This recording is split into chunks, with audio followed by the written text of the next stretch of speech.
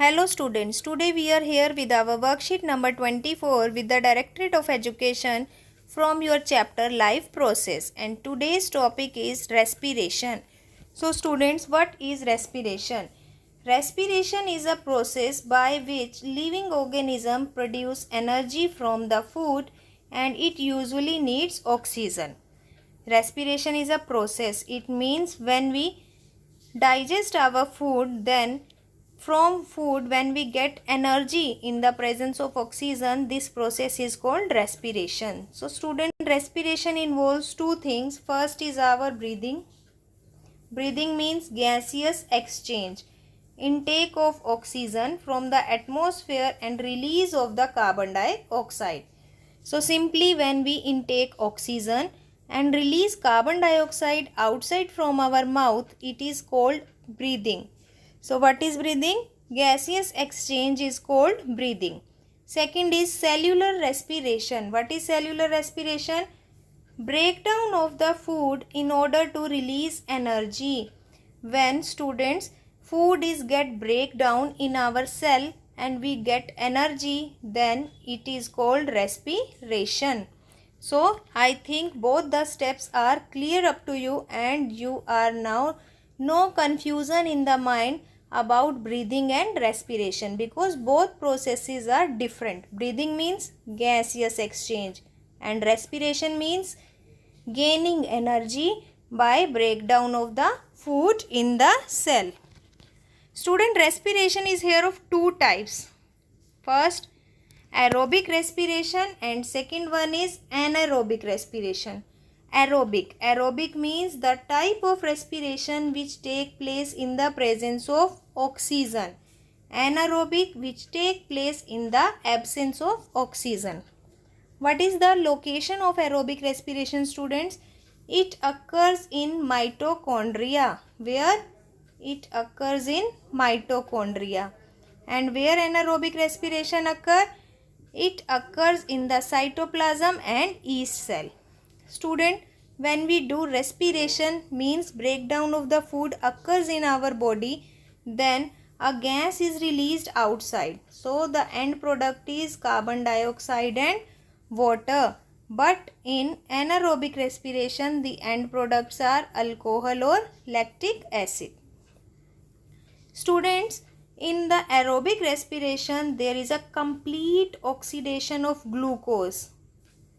Complete oxidation of glucose occurs, which help in the formation of carbon dioxide, water and a large amount of energy, that is 36 ATP. One molecule of glucose produces 36 ATP of energy. How much energy? 36 ATP of energy.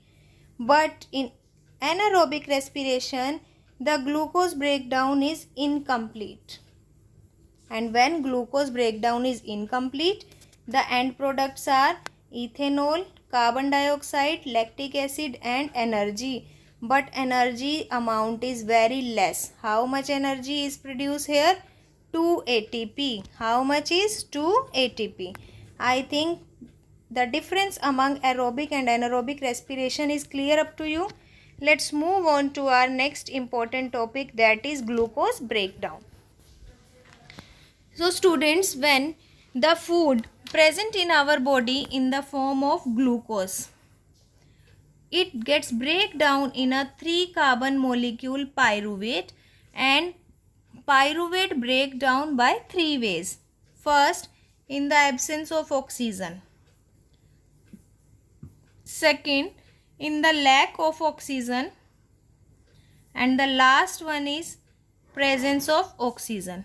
So students, when we observe the breakdown of the pyruvate in the lack of oxygen. Lack of oxygen means in our muscle cells, it produces lactic acid and energy.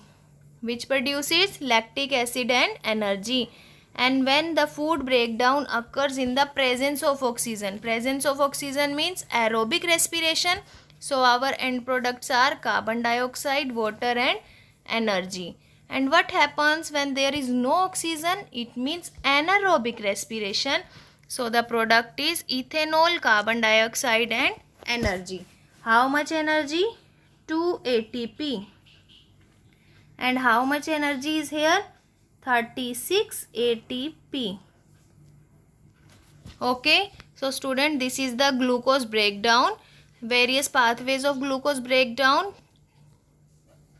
When 2 ATP energy is produced, it means it occurs in the yeast cell in the absence of oxygen, and in the lack of oxygen it occurs in our muscle cell and gives lactic acid. Student, do you notice then during high exercise and during running activity you feel muscle cramps in your leg? Why you feel muscle cramps in your leg and a pain in your leg? Because during vigorous exercise and running activity we take less amount of oxygen, and due to the less amount of oxygen lactic acid get deposit in your muscles, due to which you feel muscle cramps. Okay, I think this is clear up to you. Let's move to the ATP. What is ATP? What is the full name of ATP? ATP means adenosine triphosphate. What is the full name of ATP? Adenosine triphosphate. This is the answer of your fifth question, students.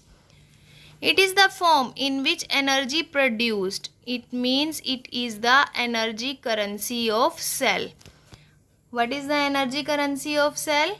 ATP. So it is first answer of your question. Why ATP is used? It is used to provide the energy for the cell reactions. Got it? So what is the full name of ATP? Adenosine triphosphate, and it is called the energy currency of cell.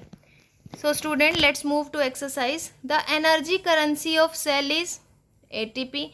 The breakdown of the pyruvate to give CO2, water and energy. It occurs in mitochondria. It is aerobic respiration. It means we do it and it occurs in mitochondria. Difference between aerobic and anaerobic respiration. So student, there is a difference table given up to you. So it is your third answer, aerobic and anaerobic difference. Let's move to next question. Fourth, explain the three pathways of breakdown of glucose in living organism. So we have a picture here, student, for the breakdown of the glucose. It help you. So this is the answer of your fourth question. Glucose breakdown pathways in three ways. This is your fourth answer. Okay.